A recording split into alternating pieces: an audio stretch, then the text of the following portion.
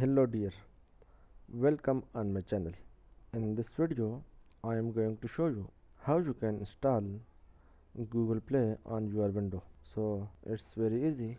Open your Chrome browser and click on these dots and scroll down and find this play button and click on it. When you click on it, this window will appear.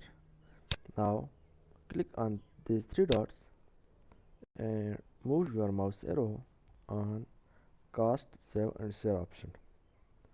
Now click on create shortcut and then delete extra text, this and this.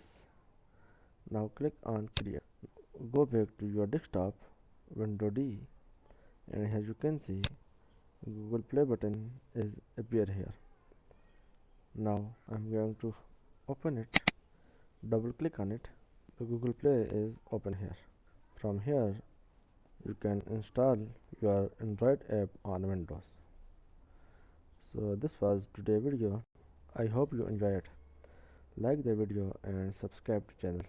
Thanks for watching.